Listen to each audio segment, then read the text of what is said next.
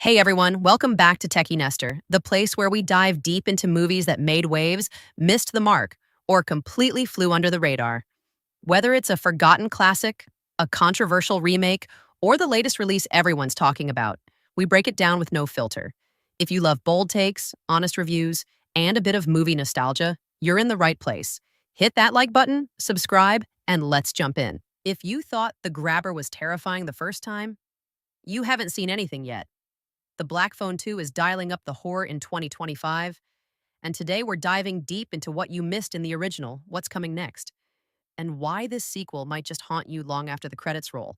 In 2022, The Black Phone became an unexpected horror hit, blending supernatural suspense with gritty realism. Directed by Scott Derrickson, the man behind Sinister and Doctor Strange, it told the story of Finney Shaw, a boy kidnapped by a child killer known only as the Grabber, played by a chilling Ethan Hawke. The twist? Finney communicates with the ghosts of the Grabber's past victims through a mysterious, disconnected black phone in the basement, each call bringing him closer to escape.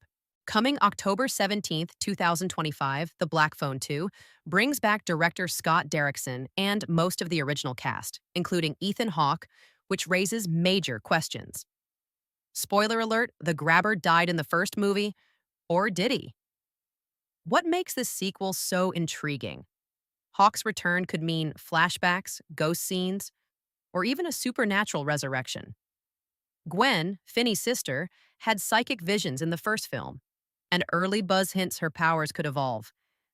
The ghosts may play a bigger role this time, possibly leading the story or enacting revenge.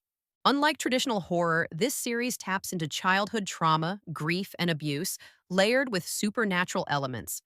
That mix of real-world horror and ghostly intervention made the first film stand out, and the sequel seems poised to expand that universe. And with Derrickson returning, expect the same eerie atmosphere, gut-wrenching tension, and an emotional backbone, something rare in horror sequels. Lesser-known facts and theories.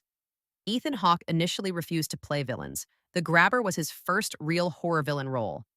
The black balloons used in the kidnapping scenes were based on real-life serial killer Ted Bundy's abduction tactics. Some fans speculate Gwen might become the one to communicate with new ghost victims, flipping the narrative. There's a rumor of a new masked villain, a copycat, or a partner of the Grabber. With Hawke returning, Derrickson at the helm, and a deeper dive into Gwen's powers in the supernatural world, The Black Phone 2 could be more than a horror sequel. It could evolve into a psychic revenge thriller with emotional depth and disturbing new layers. If you love the tone and tension of Sinister or Doctor Sleep, this is one to watch, and trust me, it's already generating buzz. So, what does Black Phone 2 truly mean when we place it beside the original? While The Black Phone was about survival through trauma, a desperate grasp at hope in the darkest of places, Black Phone 2 explores what comes after. This time, the fear isn't just of being taken, it's about what follows you home once you escape. These two films don't just tell a story, they mirror the stages of trauma, survival, then the reckoning. If the first film asked, "Can you survive the nightmare?" This one asks, "What happens when the nightmare doesn't end?" Black Phone 2 doesn't feel like just a sequel. It feels like the nightmare's evolving and getting smarter. The Grabber may be gone, but something else is out there and it's not finished. The way this movie ends, it doesn't feel like closure. It feels like the beginning of something worse, like the phone never really stopped ringing.